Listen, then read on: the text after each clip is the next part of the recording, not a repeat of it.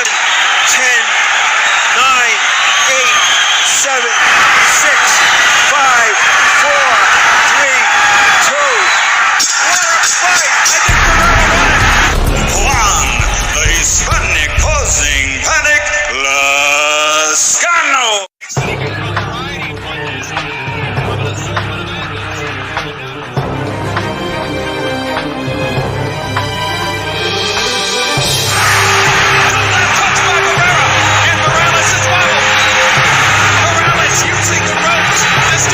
Smile from Manny Pacquiao. Oh, counter Derecha, dos oportunidades.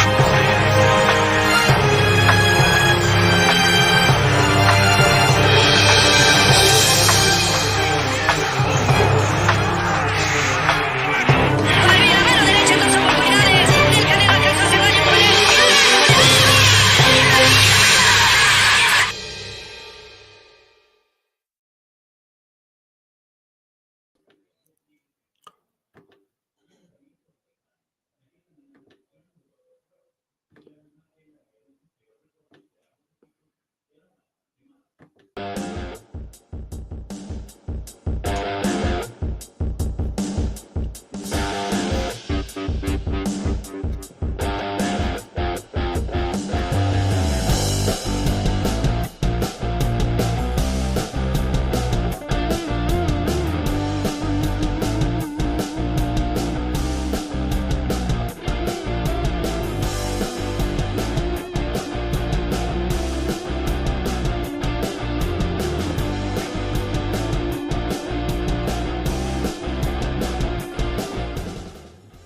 What's going on, everybody? This is Thursday's morning here, March 31st. Tonight is the roundtable. Hope to see you there. And of course, Susie Q Ramadan, I'll be doing an interview with her before the roundtable as well. So it's a busy day for me. I'm going to be running some errands, getting some work done shortly here. So I just want to go ahead and, come on here, do this video. Thank you to everybody joining me. Javier Avila says, saludos. Dice, hey, what's going on, brother? Mike, Biggs, Boxing, JC in the building. Make sure you guys hit that like button. If you're listening on archive, hit the like button. I want to talk about this whole thing that's been going around lately about fighter pay, right? D-Nice, how's it going? This whole conversation about fighter pay, this whole conversation about fighters taking a pay cut for legacy and all this other stuff, right? I'm not here to argue against it or anything like that, but I am here to give a reality check that I do feel people need, right? So here's the deal, right? Lately, I've been hearing, oh, poor Devin Haney. Poor Devin Haney has to, in order to get his title shot, he had to give a big pay cut, give all the money to Kambosos for his legacy. Even Devin Haney, hey, I understood I need to take a pay cut because I need to do the pretty boy thing before the Money May thing, right? That's the new kind of the pretty boy thing to the Money May thing. That's something that I personally keep hearing. That's something I keep people keep saying. So what does that even mean? Like, I know people say it, right? But do they really know what they're saying? Other than, like, I think people get the interpretation wrong. I think people don't really understand what doing the pretty boy thing before the Money May thing really means. It does not mean I need to take some pay cuts to make some big fights happen. And then I'll get a big payoff and I'll become a huge, multi-millionaire. I'll become a big megastar, pay-per-view attraction. I think that's what people think. I'm going to do the pretty boy thing before the Money May thing. I think that's what they think it means. What's going on, SSC? How's it going, brother? Hit my like button. Can you guys hear me? What's going on? Can you hear me? I don't know if you guys could hear me or not. So let me know if you could hear the voice that's coming out of my mouth. You know what I mean? SSC believes that Kambosos will beat that young man. Interesting. Here's my thoughts here. Okay, let's kind of dive in a little bit. Okay, and if you're in the chat, forgive me. I need to dive in, and I can't stop too much. So check it out. Okay.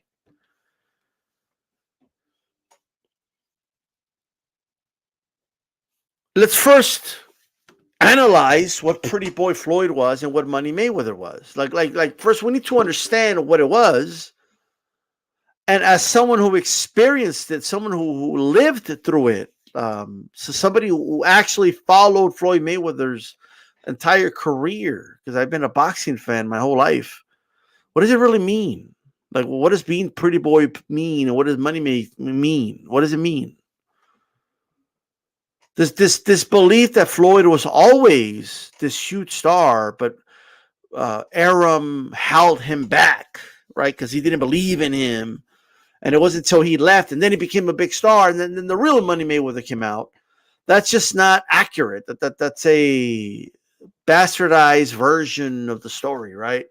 Or the idea that Floyd had to go to boot camp first, and then he came out and he reaped the benefits of where he's at. Like that's what Pretty Boy was, and then he became Money May, or he like that. That's not what it is. Like it's not. That's not what it is.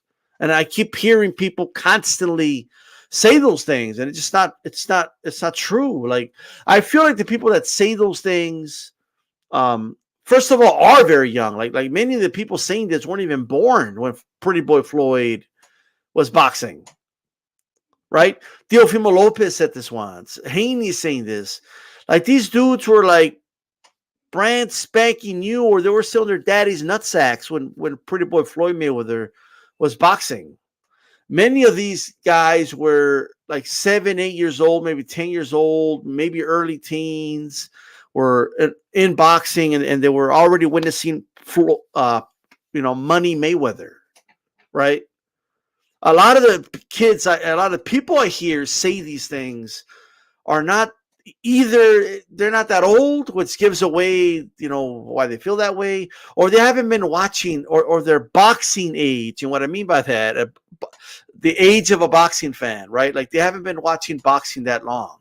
I can tell, I can dissect it, I can see it. You know what I mean? It's easy to like kind of, look at that for what it is. Ladies and gentlemen, the reality is, okay, that most people saying these things are just young. They don't know about what Pretty Boy Floyd even is, or what that means. They just don't know. Floyd Mayweather, first of all, was at the Olympics. Many feel he got robbed in his Olympic match. He ended up going home with the bronze medal. He's signed to Top Rank, okay? They bring him up, right? They put him in there just like anybody else, right? For the most part. They, throw him in there with some guys that are on the come up. They start building him up.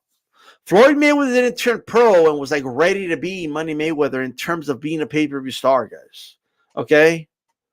He had to be built up. Like, he was on the undercard of Eric Morales fights, a guy who was a well-known fighter in the boxing game already. He was able to have opponents fed to him from the farm system that is Top Rank, right?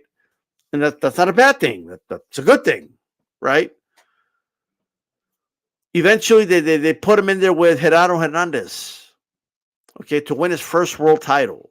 That's kind of similarly to what they did at lightweight anyway. I'm sorry, at 130 anyway, with or I could have the weight class wrong about De La Hoya, but nonetheless, it was still the same opponent they put De La Hoya in there with, right? Because De La Hoya is another one that was brought up through Top Rank and then left and then did better numbers, but I think a lot of it is circumstantial, a lot of it is truth, right? But let's go back to Floyd. Floyd Mayweather was not being manufactured to be a clone of some undefeated fighter like you see a lot of these young fighters now. Okay? They didn't have a quote unquote plan or something like that, like to protect the O or to keep them undefeated, or there wasn't any like what I like to call flawless victory syndrome going on in the sport of boxing, when Floyd Mayweather was going to get in the ring with Gerardo Hernandez. Like, you know what I mean? If anything, some people were saying, yo, this kid ain't, I don't think he's ready for Gerardo Hernandez. Okay? Jeff Mayweather tells a story of like when someone, I don't remember who he said it was, but it was, they were in an elevator and they said, yo, why are you putting this kid in there with Gerardo Hernandez? Are you crazy? He's still young. He's got time. You can still develop him and put him in there when he's ready. But they felt he was ready. They knew he was talented. All right. So they put him in there with a solid fighter, a solid champion, Gerardo Hernandez, who had only lost to Oscar De La Hoya in his career. Like, you know, so this was someone that it was quote unquote risky. And it's easy to look back in hindsight and say, oh, come on, really? You beat him easy. Well, but that's not the feeling that people need to understand. You got to go by what people were saying going into the fight. And if you didn't live those times, if you weren't there for those times, and or you don't take the time to really research those times, and then you're not going to understand those times. Okay? Now, if we just fast forward a little bit, right? Because we could talk about the Jesus Chavez fight. We could talk about the Corrales fight where Floyd was actually a big underdog. Right? Corrales was destroying dudes. And it's easy to go back in hindsight and be, oh, come on, they should have known, right? No, but when fighters are young, even though, he had defeated Gerardo Hernandez, for example, you don't quite know. Like, you got to wait for the data to come in, right? Because people also, quote unquote, knew about Zab Judah, but Zab Judah didn't pan out that way, right? Zab Judah was being called a sweet pea with a punch and all this other crazy shit, right? So obviously you don't know till you know, right?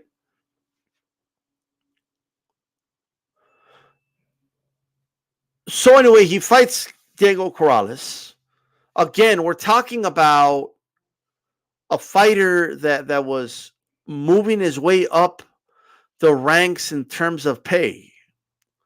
Floyd Mayweather didn't have, he wasn't getting all this crazy money to fight a bunch of nobodies, frankly, like a lot of these young fighters do today. He just wasn't. All right. There was no quote unquote blueprint. There was no Money Mayweather blueprint. That didn't exist. All that we're doing is bringing Floyd Mayweather up, right? Make sure he becomes champion, make sure he defends the belt, move him up to lightweight. Right after he beat Corrales, move him up to lightweight, make him fight the top guy. That'll put the name out there, put him on HBO Championship Boxing, right? Get 2-3 million viewers out of that. He was doing great viewership, the whole nine. Like you have to kind of separate yourself from what we know right now, just to put yourself back then. Floyd Mayweather was working his way up the ladder in terms of pay, is what he was doing. Okay, the more he fought, the more well-known he became. The more he fought, he was entering the the list of the pound for pound. The more he fought, he got to to become the number one pound for pound fighter in the sport of boxing. That put his profile out there, right? His purses got bigger because of that. So he was slowly building up to that. He wasn't even a pay-per-view star yet. There was no really talk about that. But they had to build him up to that. They had to build him up. Right. And when I say build up, I don't mean it the way, ironically, how Floyd says it. That we build him up to break him down. Like, no. Like build him up in terms of profile. All right. Nobody knew who Floyd Mayweather was. Like, they knew he was a kid from the Olympics, came out with a bronze medal. Okay. It looks like he got robbed there. He's just an upcoming boxer. He's a world champion now. Hardcore boxing fans obviously knew about him. The boxing media knew about him. But the public at large didn't really know about him like that. But he had to be built up to that point. He had to be on the undercards of established, champions before then he got on in the main event stage. Then he got on the pound for pound list. Then he was, on, HBO Championship Boxing instead of Boxing After Dark and ESPN, right? Like that's the route Floyd went. Floyd was on ESPN for his debut without Bernstein calling the fight, and worked his way up to HBO Championship Boxing, worked his way up to being a 2-division champion, worked his way into being the underdog, but proving the haters wrong, or the doubters wrong, I should say. Building something like there was building blocks put in place for Floyd Mayweather. And he earned that. He earned every piece of that. He fought those guys, right? He climbed that ladder. He earned every piece of what he was making. Now, he had ambitions, Floyd did.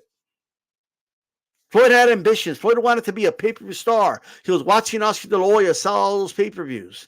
He was seeing Shane Mosley, on pay-per-views as well. We were seeing all these fighters get more quote-unquote publicity than him.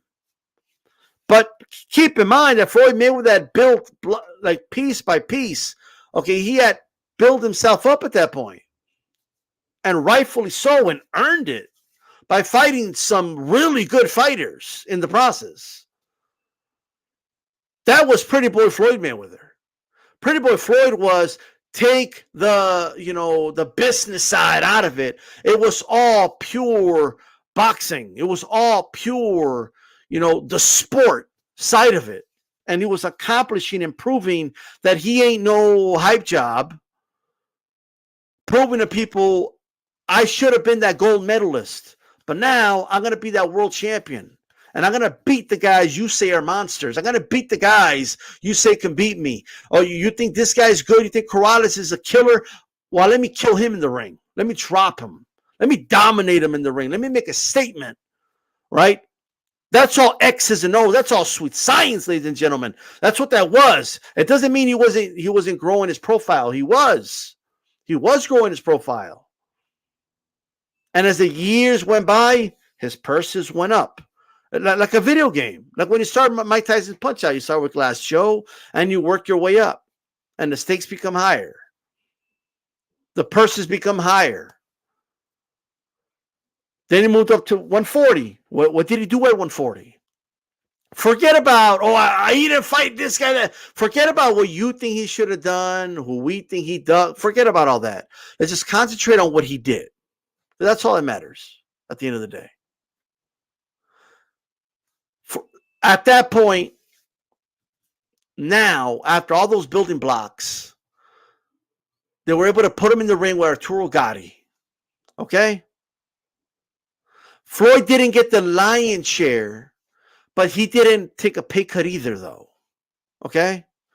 His profile grew, therefore he will now be on pay-per-view. That took investment, that took risk. That's something you do. And so now we're starting to enter the business side of the boxing sport, right? Floyd Mayweather entered a realm now, right? Where he's going to be on pay-per-view. And he did really good numbers. Over 300,000 buys. I don't remember the exact figure. Against Arturo Gatti, another fighter who, by the way, had never been on pay-per-view either. And by the way, while Floyd Mayweather didn't have the live gates and stuff, or numbers-wise anyway, like, Gotti did. I mean, keep in mind, Gotti grew an organic fan base in Atlantic City, right? That's what he did. So that's where he went to go fight. Okay? But in terms of numbers, like when you're talking TV ratings, because people can say, oh, no, nobody watched Floyd. Like, that's not true. Like, Floyd was doing some, like, Showtime wishes they can get the numbers Floyd used to get on HBO. All right? When Calzaghe Kessler got, like, I forget what the figure was. I remember that was, like, the lowest that's ever been done on HBO, and it was, like, quote-unquote embarrassing, right? But like, years later, like boxing fights are doing half of what Kessler Calzaghe was doing. Like, Floyd was doing like really good numbers on HBO. Now, off the top of my head, I don't remember them, right? But they were obviously higher than the Calzaghe Kessler numbers, which were a lot higher than what the numbers later became, right? But Floyd, I mean, I would venture to say was doing at least over 2 million viewers on HBO. Okay. If not close to that, if not more than that, but see, that is what Floyd was. Like, he was established in the boxing world. He was already making millions. He was making really good money. And when you count inflation, sure, maybe, okay, he only made 2 million here. Yeah, well, those 2 million in 1998 are like almost 4 or 5 million today, right? So you got to account for inflation, all right, to understand the value of what Floyd Mayweather was already making in the sport of boxing. All right. Also, the sport was just a little more popular than it is right now. All right. That's just the truth. Like, and maybe this is anecdotal, but I feel like more people were talking about boxing around me then than they are now. Right. I feel like Sports Center will cover boxing, a little more than now, but that's whatever. So now we're getting closer to, okay, he's going to fight Gotti, right? He destroys Gotti, right? He just goes in there and does what I believe most educated boxing fans kind of knew was going to happen. Okay. I can't speak about the casual. I can speak about just the Gotti fans, but most educated boxing fans who knew Floyd was going to beat Gotti. Maybe we didn't know how. Maybe it was assumed he was just going to rout him 12-0 and just kind of outbox him, stick and move a little bit. But he was a little aggressive in that fight, or I should say very aggressive, and just annihilated him, right? Just put on a performance of a lifetime, right? Just went in there and just destroyed him. Buddy McGirt throws in the towel, right? That's a 140. He moves up, right? He sees an opportunity. Zab Judah's up there.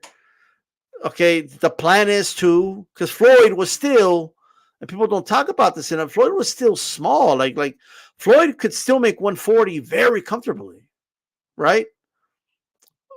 But he saw an opportunity to move up to 147 and do a fight with Zab Judah, who is now the welterweight champion. He had just knocked out Corey Spinks.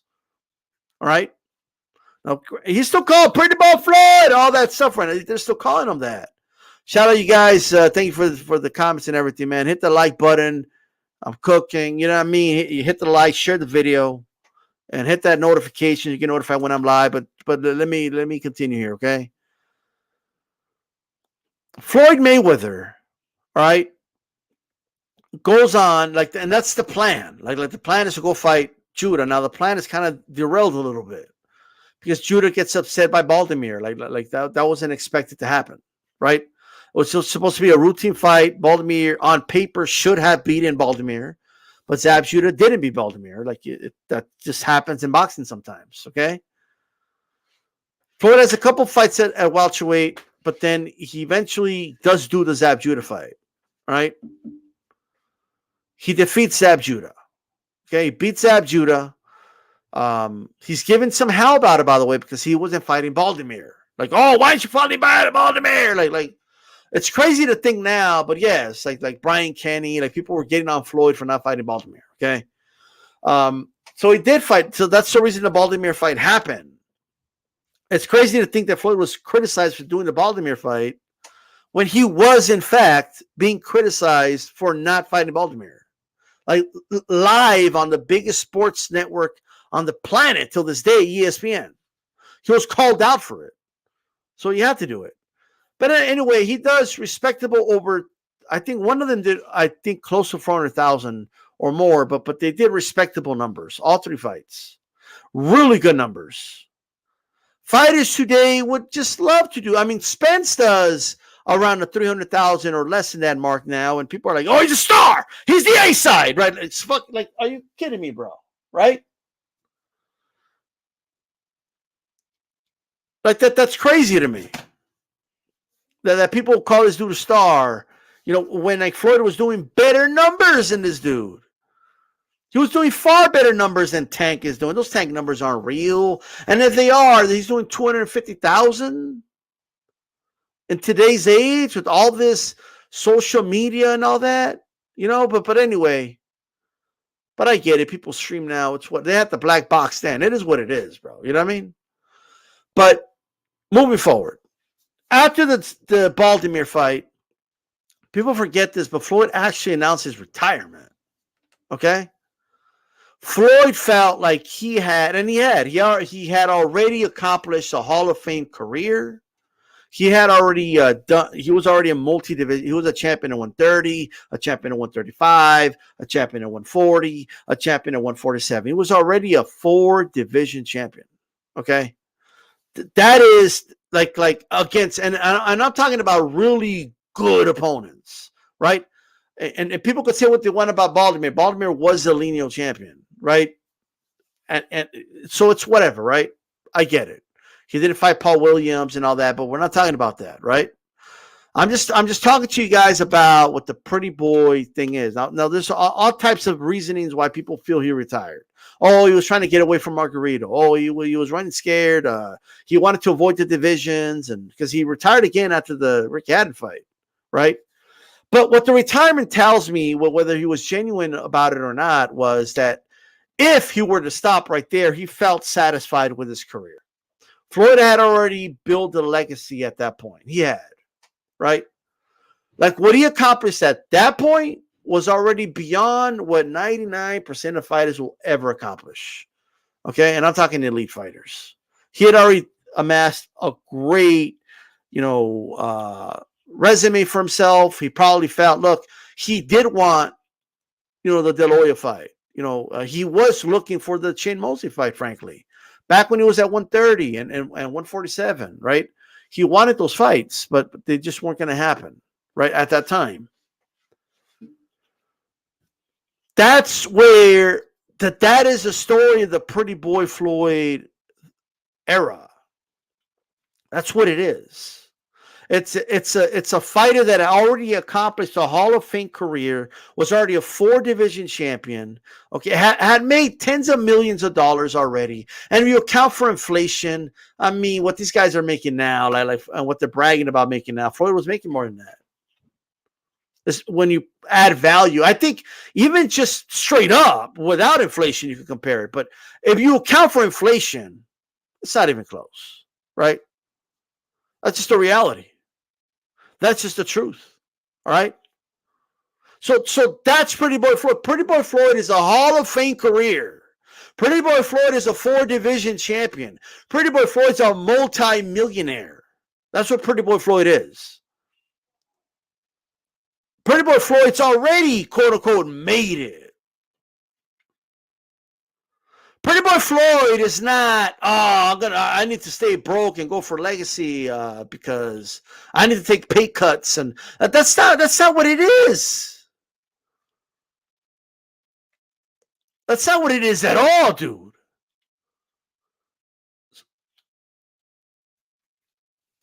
Making concessions, all fighters make concessions.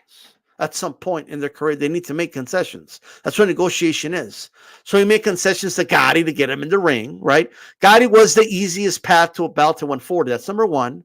So you're getting something for it, right? And it's your chance to be on pay-per-view for the first time. That's why he made concessions. But he knew that there's not much risk here. I'm going to beat the fuck out of Gotti, right? Then I'll move on, right?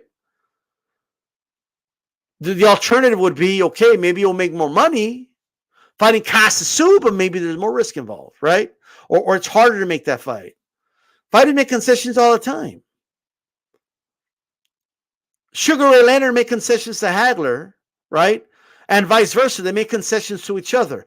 Well, I don't want to fight in a, 18 by 18. I want to fight in a 20 by 20. Okay, give me more money. Okay, cool. I want to fight 15 rounds. I want to do 12. Okay, well, give me more money then. Okay, cool. I'll give you more money, right? Fighters make concessions all the time. I'm Miguel Cotto. You want to fight me, Canelo? Like, okay, well, I get most of the money. Canelo only made $5 million for that fight, and Cotto took 15. I don't see anybody say, oh, Canelo said a president. Fighters have always made concessions, and Floyd was not exempt from that, right? Floyd made he cut a deal with Maidana, paid him more money so he could wear, the type of gloves he wanted him to wear. But so it didn't stop when he became Money Mayweather. But my point is, fighters have always made concessions. But making concessions doesn't mean, hey, I'm going to take a pay cut because that's how I'm going to build my legacy. That's a made-up shit people came up with. That's what it is. And I'm going to explain it in a little bit. I've just explained to you, and I've broken down the Pretty Boy Floyd and what Pretty Boy Floyd was. When people talk about every time I've had a conversation with somebody like, where do you put Floyd Mayweather all time, right? And like never, like very rarely do they talk about the Money May phase to prove their point, right? Very rarely. It's they talk about what he accomplished in the X's and O's of boxing, in the sweet science of boxing as Pretty Boy Floyd. That's what they talk about. Now, what he had now at that point, Floyd Mayweather had a foundation. Pretty Boy Floyd had, room now. Now he could retire. Now he can sit back, relax. Now he can take he could sit back and be like, you know what? I've been fighting this kid like a Corrales, a killers that people said I couldn't beat. And I've proven them wrong. But right now, I want to take things to the next level. So Margarito, take a step back. I want the big fish in terms monetarily, right? And to me, was just a better fighter at that point than Margarito. I'm sorry. 154, De La Hoya knocks out Margarito. I don't give a fuck what anybody says, okay? But I'm just saying, okay? He fucked up Mayorga, bro.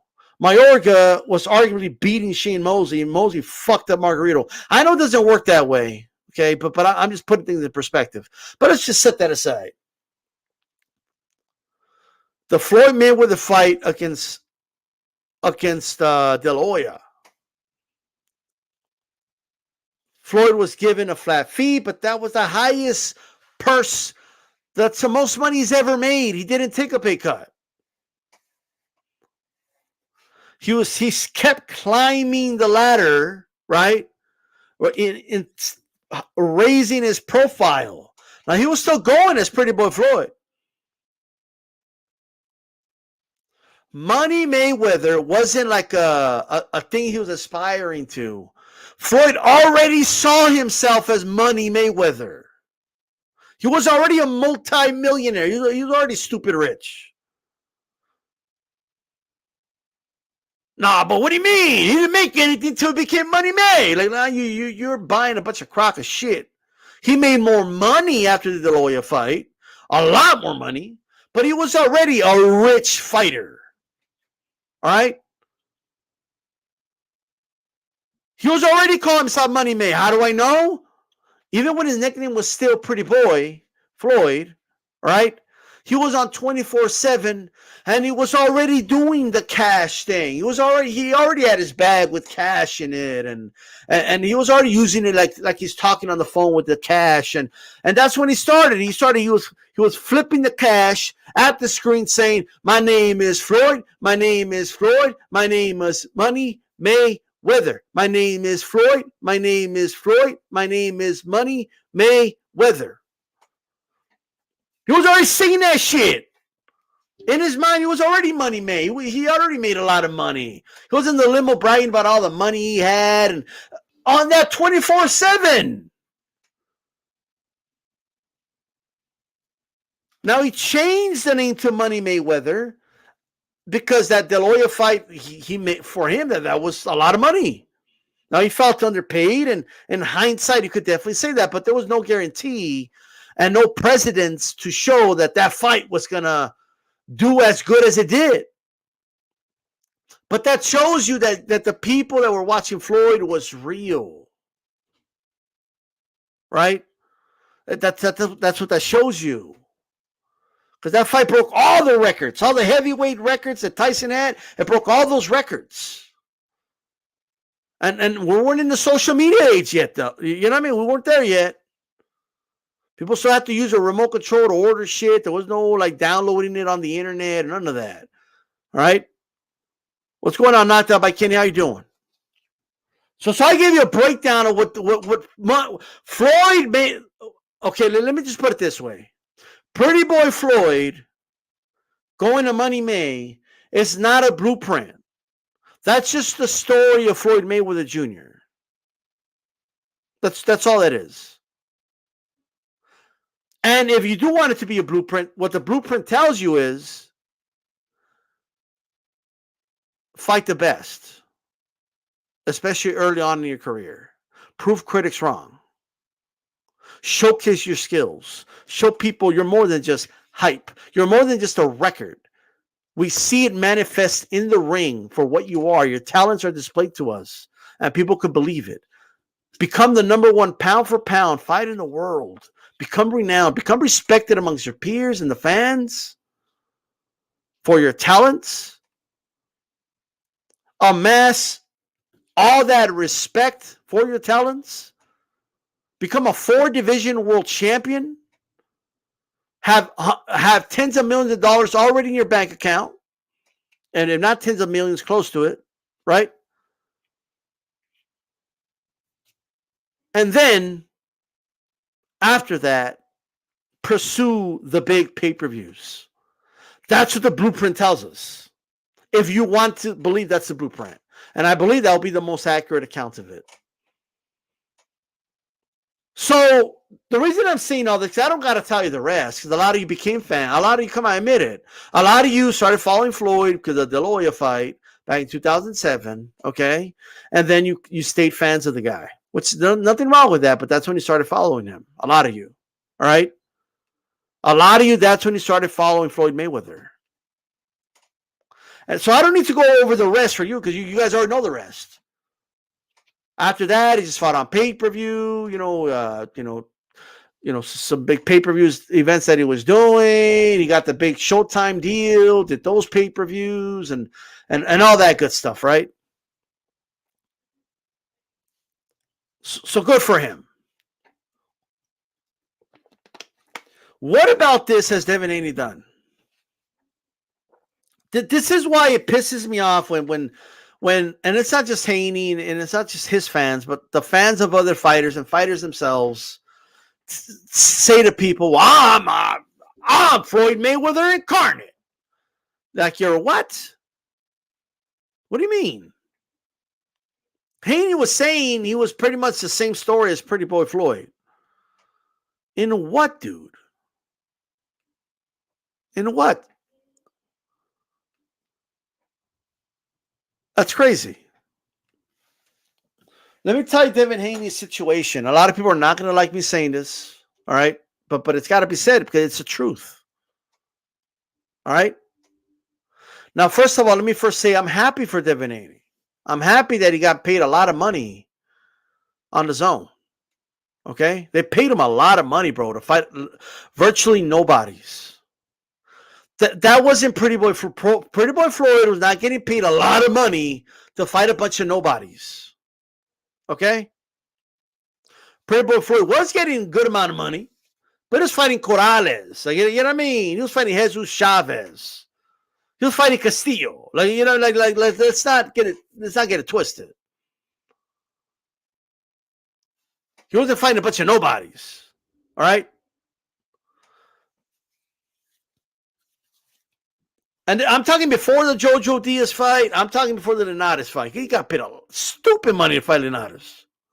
Now, good for you. You get their money. I'm not even mad at it. All right? But here's the reality. That's subsidized money. Like, he was already getting the money before he had to prove himself. Now, I know I'm gonna step out of boxing for a little bit. All right? But this is something that Michael Jordan talks about. Now, everybody knows Michael Jordan. If you want to talk legacy and legacy paying you, ain't nobody get paid off of legacy like Michael Jordan. All right? Hell, I own a pair of Jordans. Once a year, I buy a new pair of Jordans every year. Like Michael Jordan gets my money once a fucking year. I know that motherfucker gets a cut. All right? You know he gets his cut. All right? So my point, and I know half of you watching right now probably have a pair of Jordans. You're probably wearing a pair of Jordans right now, right? But my point is, Michael Jordan said, and I'm paraphrasing, but he said, in my day, we first had to prove ourselves and what we were before we got the big deal. Before we got that big contract or before we got that big endorsement deal. We had to first prove it. And then we got it. So that made us better because we had to prove ourselves first, and then we got it. We didn't become complacent, right? Now, I'm not saying Devin Haney's complacent, but I'm just telling you what Michael Jordan was saying because I'm going to hit home with a point.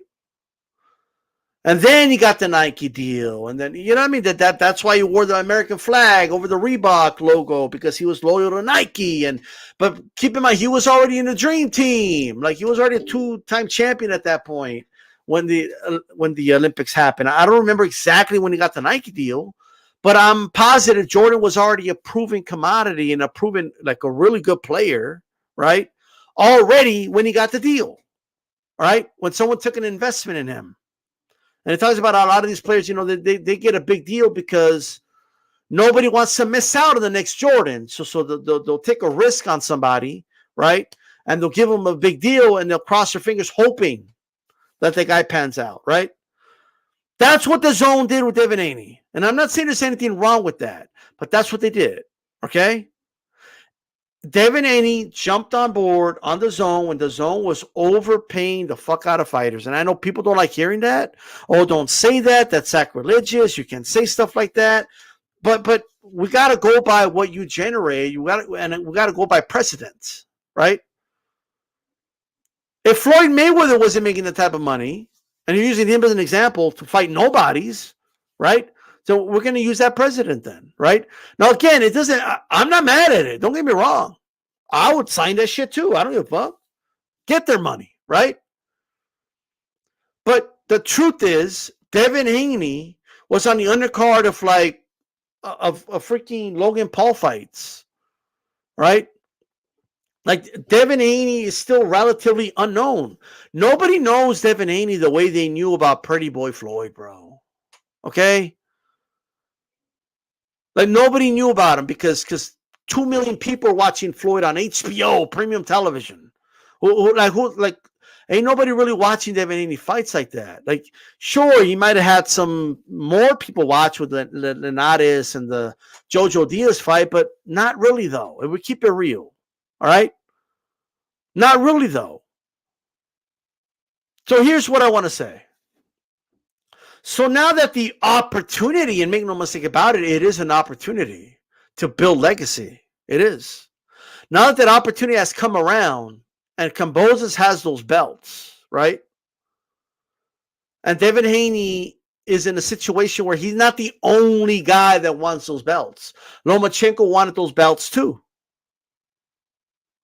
And Lomachenko was willing to take less money than him because Haney was used to fighting for, how much did he make? Like 3 or 4 million to fight Linares?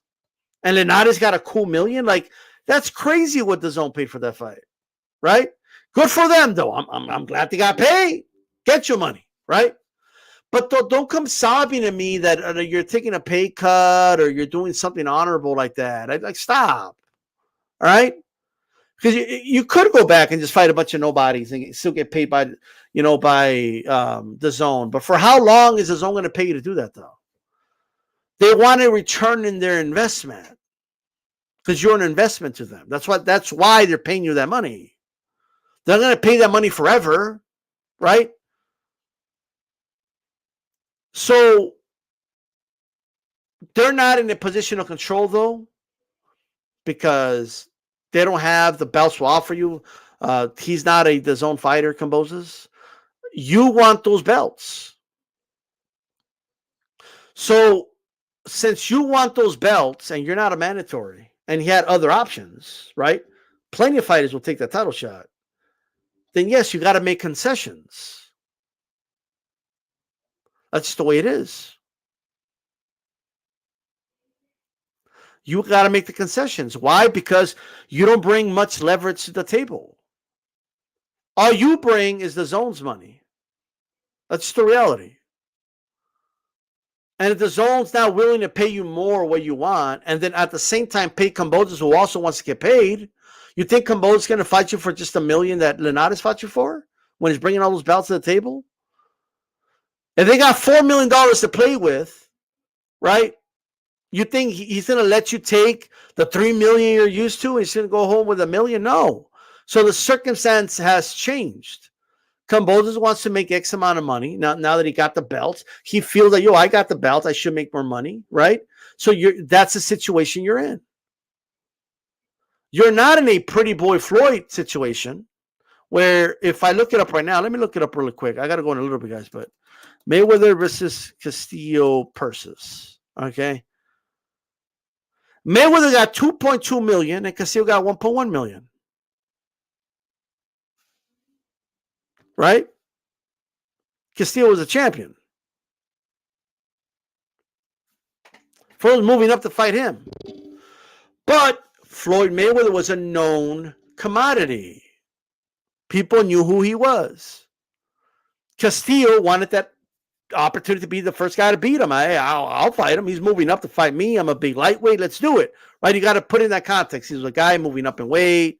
You know, it's just like people talk about now. Oh, how's Haney going to do when he moves up? Right? Well, people were saying the same about Floyd, although Floyd was knocking dudes out. Okay. But that's just the reality. I'm just telling you guys the truth. The circumstances changed. Like, no one's mistreating Devin Haney. There's no like, oh, take a pay cut if you want your legacy. No. There's probably more money on the pot, but the guy you're fighting is getting more money because he's the champion. So you can't get that money, that cool $3 million, whatever you made against Linares. You can't get that money now because there's not enough money in the pot for you to get that, and you're not going to get the lion's share. So you got to make concessions. And I don't care what anybody says. He's not going to be the first fighter to make concessions. And he's got to make concessions because he's just not a commodity like that. He's not known like that. He needs to raise his profile the way Floyd Mayweather did. That's what he needs to do. And this is his opportunity to do it. His profile, his leverage is going to skyrocket once he has those belts. And I don't give a fuck what the contract says. I don't care what it says. He will make more money in the rematch because he doesn't need to stay at lightweight. Andrew Ruiz got more money than the rematch clause said. And he made sure the fight wasn't in UK when he lost to Joshua. Haney will, there's power in having all those belts. And once he has all those belts, he can easily just tell them, look, you're going to pay me more money. I'm just going to move up. I'm going to drop all the fucking belts. Right? So there's only, like, yes, he's got to make concessions. Like Ray Leonard did. When Ray Leonard wanted, like, of course, he was the most popular fighter. He's going to make more, but he had to make concessions to Hagler to get what he wanted. He wanted a bigger ring. Hey, you got to pay Hagler more, brother. Okay, you want less rounds. You got to pay Hagler more, brother. You got to pay him more money now. You know, Canelo wanted to become middleweight champion. He saw an opportunity. Okay, I see a guy. He's not a big, I'm going to be moving up. He's not a big middleweight himself in Cotto. I know I could beat him. He made a concession. He took $5 million for the $15 million. He got himself a legacy win, a high profile win. He built his profile. Look at where Canelo's now. Right? So don't get mad at the people that increase the pot but are working with two fighters, right? Now you can't expect, like if Haney wants $3 million, Kamboja's going to want $6-7 million. Ain't nobody got $10 million for these two dudes. So don't get mad at the people that are increasing the pot, but it's going to be spread out differently. That's all I'm saying. Haney's not doing anything revolutionary in terms of what he's doing. I'm glad he did it. I give him credit for doing it. I'm glad he signed. I'm waiting for Kamboja's punk ass to sign his side of the contract. I hope he does. If he doesn't, he's going to get shredded because you got everything, brother. You got to sign. Imagine Hagler, or imagine like Hagler saying, "Okay, Ray, I'll give you the 12 rounds instead of 15. Okay, Ray, we'll do 20 by 20 instead of 18 by 18. Fine. Okay, let's do it." And then Ray's like, "Oh," and then Hagler signs it. And then Ray Leonard's like, "Oh, well, I'm the A side, so I need to review the contract." And that's crazy. But anyways, guys, I just wanted to break down to you what it means to be Pretty Boy Floyd. Once again, quick breakdown. Pretty Boy Floyd is a Hall of Fame established career, 4-division champion, and already a multi-millionaire. A guy that was already bragging about the money he's got. Already talking about, my name is Floyd. My name is Money Mayweather. Already bragging about his millions. Already walking around with gold chains and shit. Like, he was already doing that before he was, quote unquote, Money May and fought. Like, he wasn't this broke fighter that was, taking these big pay cuts, and he was broke as fuck because he wanted to increase his legacy first. That's not what it is. And it's not something you do with one fucking fight. Look at Kamboja's. He beat one dude, and he's walking around like he's Money May already. You know what I mean? Like on the A side. Like, he's talking the way Floyd was talking when Floyd was already making like fucking like $40 million a fight, bro. You know what I mean? That's how he's talking. Get the fuck out of here. Like, you know, but that's Pretty Boy Floyd. Money Mayweather was the natural progression and the reaping of the benefits of what he earned. That's what it was, right? With the change of persona to increase his profile, of course. It wasn't a sacrifice of goodwill. No. It was an enhancement of his skill, of his profession, and already amassing himself a Hall of Fame career. He could have retired right there. The dude will be in the Hall of Fame already. All right. As soon as he would have been a first ballot Hall of Famer if he had retired after the Baltimore fight. Point blank. So don't come with me with these dudes talking about, oh, I'm going to take a pay cut because I need to do the Money May. I need to be Pretty Boy before I'm Money May. Get the fuck out of here. Pretty Boy Floyd was literally the embodiment of a guy that was coming out of the Olympics, mind you, increasing his profile, and his purse is increasing as he increases his profile, becoming number one pound for pound on the planet consensus, and still increasing his profile. Okay, becoming 4-division champion, right? Like then becoming a 5-division champion, defeating De La Hoya, getting another accomplishment. And the legacy he built as Money May is what helped him get paid. What helped him get the bigger purses, I should say. Anyways, guys, it's D-Style Boxing. I'm out of here. Peace.